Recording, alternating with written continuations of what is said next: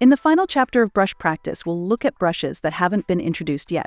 Since many of them are complex, I'll focus on explaining the most frequently used brushes. For brushes not covered in detail, I will explain their use throughout the tutorial. Let's start with the mask brush. When you switch to the mask brush and apply it, the surface turns black. This blackened area functions as a mask. Let's try using the draw brush on top of it. The masked area remains unchanged and unsculpted.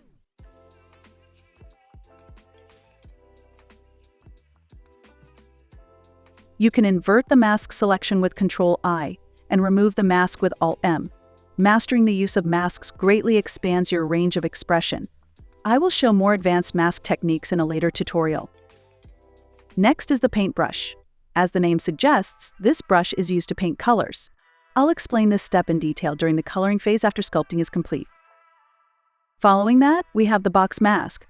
This brush lets you mask an area in the shape of a box, which is useful for masking large surfaces at once.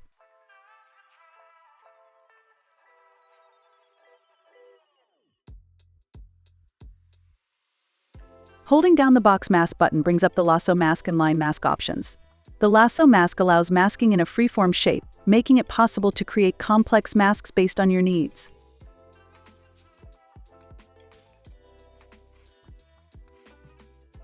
Similarly, the line mask applies a mask along a straight line, which is also very handy.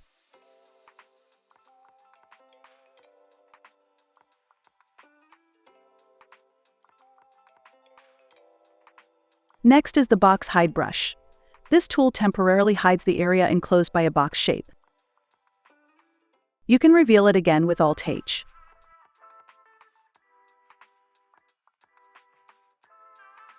In the Sculpt menu, you can click Invert Visible to reverse the hidden and visible areas. Holding down Box Hide also allows you to choose Lasso Hide and Line Hide, just like with the mask options.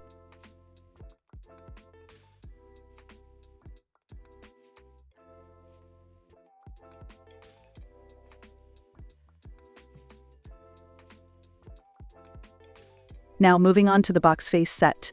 You may find this term unfamiliar. I'll explain in more detail later, but for now think of face sets as a way to group parts of the mesh. To clear face sets, use Face Set from Visible in the Face Sets menu. Next, we have the box trim.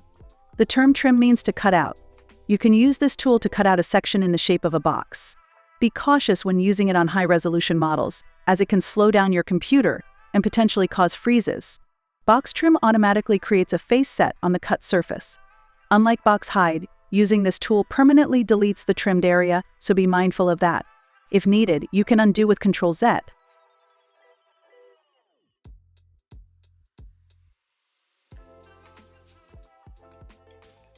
Finally, we have the Line Project brush. This brush flattens the selected area along the line. It's great for quickly creating precise, flat surfaces. Well done, everyone. This concludes the main brush explanations. It wasn't as difficult as you might have expected, was it? In the next lecture, I'll include a short chapter explaining brush shortcuts and how to register favorites. We're almost at the end of this section. Let's take it one step at a time with breaks in between.